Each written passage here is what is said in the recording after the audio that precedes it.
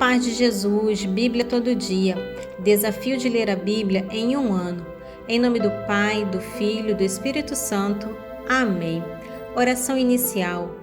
Abre, Senhor, a minha mente para que eu compreenda, minha boca para que eu proclame e meu coração para que eu acolha. Amém.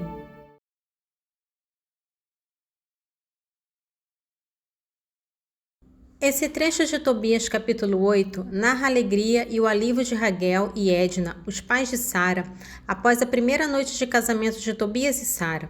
Depois de 7 maridos anteriores de Sara terem morrido na noite de núpcias, havia um grande temor.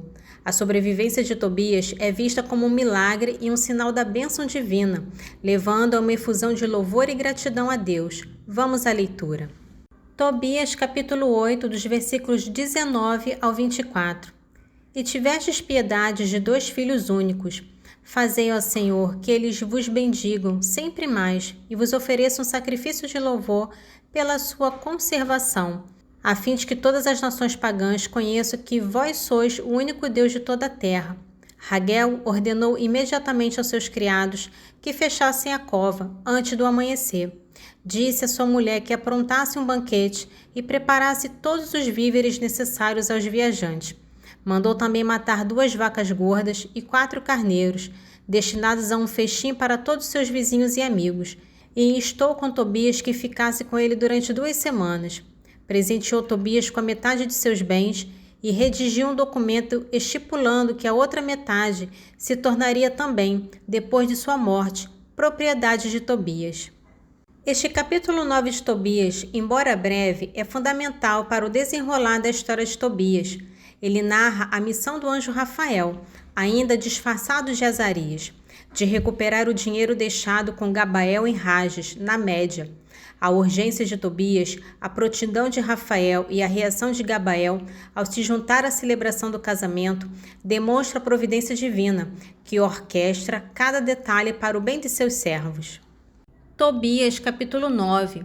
Tobias chamou então a si o anjo, que lhe julgava ser o homem, e disse-lhe: Azarias, meu irmão, peço-te que me ouças. Ainda que eu me fizesse teu escravo, não seria isso uma retribuição digna por teus cuidados. Não obstante, vou pedir-te ainda que tomes contigo cavalos e servos e vais à casa de Gabael, em Rages, na Média. Devolve-lhe o seu recibo e recebe o dinheiro. Convido também para o meu casamento. Bem sabes que meu pai conta os dias. Se eu tardar um dia a mais, ele sofrerá com isso. Vês, por outro lado, como Raguel insistiu em que eu me demorasse aqui e não o posso recusar. Rafael tomou então 4 servos de Raguel, 2 camelos e partiu para Rages, na Média. Encontrando Gabael, entregou-lhe o recibo e recebeu dele todo o dinheiro. Contou-lhe toda a aventura de Tobias e fê-lo vir consigo às núpcias. Tobias estava à mesa quando Gabael entrou na casa de Raguel. Lançaram-se nos braços um do outro e Gabael louvava a Deus com lágrimas de alegria. Que o Deus de Israel te abençoe, disse ele, porque és filho de um homem de bem, justo, piedoso e ex-mulher. Abençoe também a tua mulher e os vossos pais. Possais ver os vossos filhos e os filhos dos vossos filhos até a 3ª e a 4ª gerações. Bendita seja a vossa raça pelo Deus de Israel, que reina em toda a eternidade. Amém. Responderam eles. E todos se puseram à mesa, e foi no temor do Senhor que celebraram o festim das núpcias. Em Tobias capítulo 10, nos leva de volta a Nínive, onde os pais de Tobias, Tobi e Tiana, vivem em profunda angústia pela demora do filho.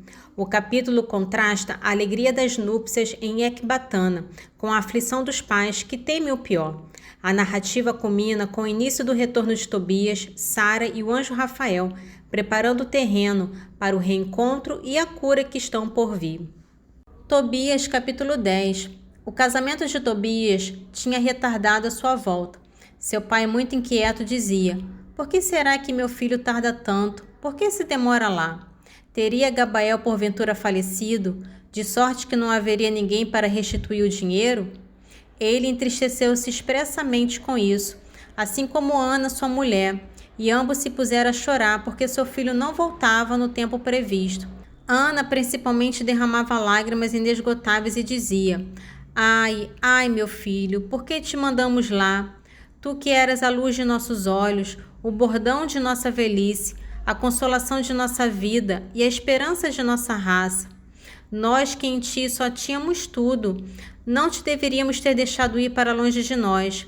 Tobit dizia-lhe: Cala-te, não te aflijas, nosso filho está passando bem. Aquele homem com quem nós o mandamos é um homem de confiança. Mas ela continuava inconsolável. Todos os dias saía para fora, olhava para todos os lados e corria por todos os caminhos, por onde poderia voltar o filho, a fim de vê-lo ao longe, se fosse possível. Entretanto, Raguel dizia ao seu genro: Fica aqui, mandarei notícias a Tobit, teu pai, a respeito de tua saúde. Mas Tobias disse-lhe: Sei que meu pai e minha mãe contam os dias e que se acham em grande tormento. Raguel insistiu ainda, apresentando muitas razões, mas Tobias não quis ouvi-lo. Então entregou-lhe Sara com a metade de seus bens, escravos e escravas, bois e ovelhas, asnos e camelos, roupas, dinheiro e utensílios, e os deixou partir com saúde e alegria.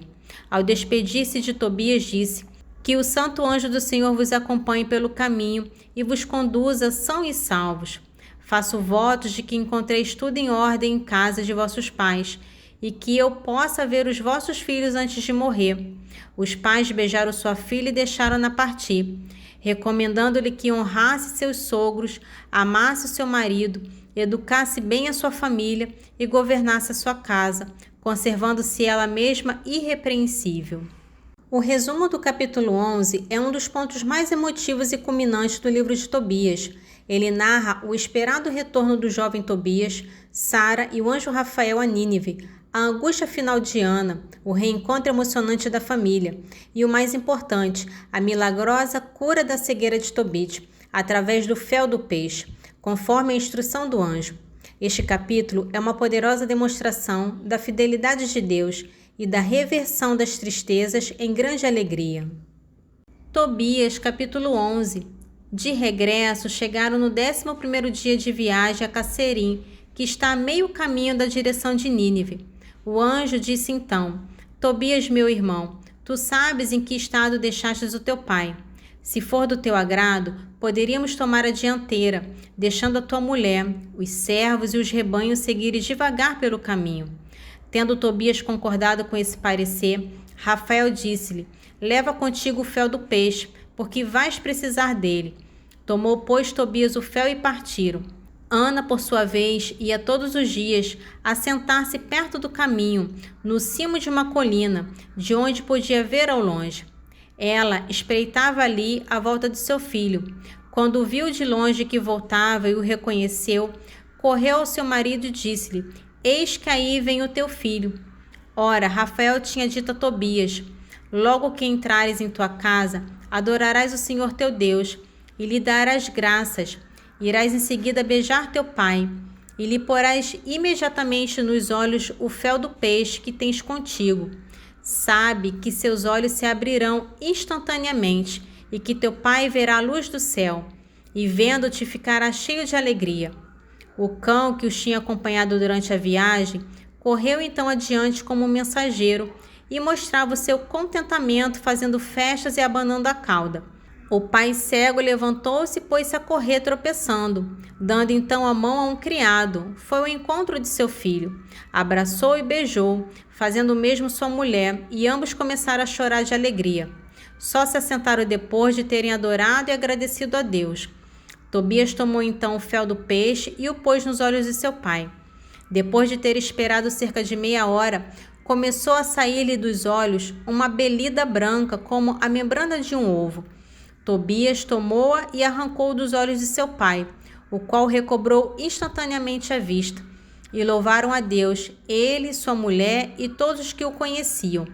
Bendigo-vos, Senhor Deus de Israel, dizia ele, porque depois de me ter desprovado, me salvaste. Eis que vejo meu filho Tobias. 7 dias depois chegou também Sara, mulher de seu filho, com todos seus servos, em boa saúde, com os rebanhos, os camelos, o grande dote da esposa e mais o dinheiro recebido de Gabael. Tobias contou a seus pais todos os benefícios que Deus lhe tinha feito por intermédio de seu guia. Chegaram também Aicá e Nadab, primos de Tobit, felizes de poderem congratular-se com ele pelos benefícios que Deus lhe tinha prodigalizado. Durante 7 dias houve festa e grande regozijo. Hoje iniciamos o livro de Romanos. Nesse trecho do capítulo 1, vai estabelecer as bases para a compreensão da mensagem de Paulo, que apresenta-se como servo e apóstolo, chamado por Deus para pregar o Evangelho de Jesus Cristo, o cumprimento das promessas divinas. Ele expressa seu amor e sua oração pelos romanos e seu ardente desejo de visitá-los para edificar mutuamente a fé. Paulo sente a obrigação de pregar o Evangelho a todos os gentios, sem distinção, inclusive aos de Roma. O ponto crucial é o Evangelho, que revela a justiça de Deus, um presente de Deus que torna o pecador justo aos seus olhos, e isso é recebido unicamente pela fé, conforme as Escrituras. Este trecho não é apenas uma introdução, mas uma declaração programática do conteúdo e do propósito da Epístola aos Romanos, focando na supremacia da fé na justificação. Romanos, capítulo 1, dos versículos 1 ao 17. Paulo, servo de Jesus Cristo, escolhido para ser apóstolo, reservado para anunciar o Evangelho de Deus. Este Evangelho Deus prometera outrora pelos seus profetas na Sagrada Escritura, acerca de seu Filho Jesus Cristo, nosso Senhor, descendente de Davi quanto à carne, que, segundo o Espírito de Santidade, foi estabelecido Filho de Deus, no poder de sua ressurreição dos mortos, e do qual temos recebido a graça e o apostolado, a fim de levar em seu nome todas as nações pagãs à obediência da fé, entre as quais também vós sois os eleitos de Jesus Cristo. A todos os que estão em Roma, queridos de Deus, chamados a serem santos, a vós graça e paz da parte de Deus, nosso Pai, e da parte do nosso Senhor Jesus Cristo. Primeiramente, dou graças a meu Deus, por meio de Jesus Cristo, por todos vós, porque em todo o mundo é preconizada a vossa fé. Pois Deus, a quem sirvo em meu espírito, anunciando o Evangelho de seu Filho, me é testemunha de como vos menciono incessantemente em minhas orações. A Ele suplico, se for de sua vontade, conceder-me finalmente ocasião favorável de vos visitar. Desejo ardentemente ver-vos, a fim de comunicar-vos alguma graça espiritual com que sejais confirmados. Ou melhor, para me encorajar juntamente convosco naquela vossa e minha fé que nos é comum. Pois não quero que ignoreis, irmãos, como muitas vezes me tenho proposto ir ter convosco. Eu queria recolher algum fruto entre vós, como entre os outros pagãos, mas até agora tenho sido impedido. Sou devedor a gregos e a bárbaros, a sábios e a simples. Daí o ardente desejo que eu sinto de vos anunciar o Evangelho também a vós, que habitais em Roma. Com efeito, não me envergonho do Evangelho, pois ele é uma força vinda de Deus para a salvação de todo o que crê, ao judeu em primeiro lugar e depois ao grego, porque nele se revela a justiça de Deus, que se obtém pela fé e conduz à fé, como está escrito: o justo viverá pela fé. O resumo do trecho do Salmo 76 é um lamento de profunda aflição. O salmista clama a Deus incessantemente, dia e noite, buscando uma resposta em sua angústia. A dor é tão intensa que sua alma recusa qualquer tentativa de consolo, permanecendo em profunda aflição. A meditação e a lembrança de Deus, em vez de trazerem alívio, intensificam seus gemidos e levam seu espírito a desfalecer, sublinhando a profundidade de seu tormento. Salmo 76, dos versículos 2 ao 4. Minha voz se eleva para Deus e clamo. Elevo minha voz a Deus para que Ele me atenda. No dia de angústia procuro o Senhor. De noite minhas mãos se levantam para Ele sem descanso. E contudo minha alma recusa toda consolação. Faz-me gemer a lembrança de Deus na minha meditação. Sinto o espírito desfalecer. Nesse trecho de Sabedoria, capítulo 15, continua a discussão sobre a loucura da idolatria, contrastando-a com a justiça, bondade e misericórdia do verdadeiro Deus. O autor sagrado exalta a natureza de Deus, que se manifesta de forma diferente para os justos e para os pecadores, e critica a persistência na fabricação de ídolos, mesmo diante de um conhecimento superior. Sabedoria, capítulo 15, dos versículos 1 ao 6. Mas vós, Deus nosso, sois benfazejo e verdadeiro. Vós sois paciente e tudo governais com misericórdia. Com efeito, mesmo se pecamos, somos vossos, porque conhecemos vosso poder, mas não pecaremos, cientes de que somos considerados como vossos. Porque conhecer-vos é a perfeita justiça, e conhecer vosso poder é a raiz da imortalidade.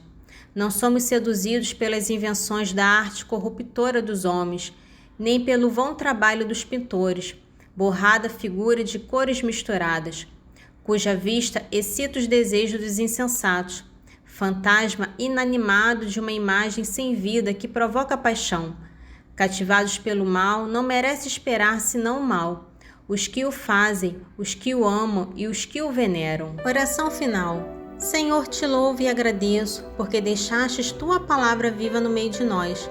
Que as tuas palavras fiquem guardadas em meu coração e que eu seja testemunha viva do vosso Evangelho. Amém. Em nome do Pai, do Filho e do Espírito Santo. Amém.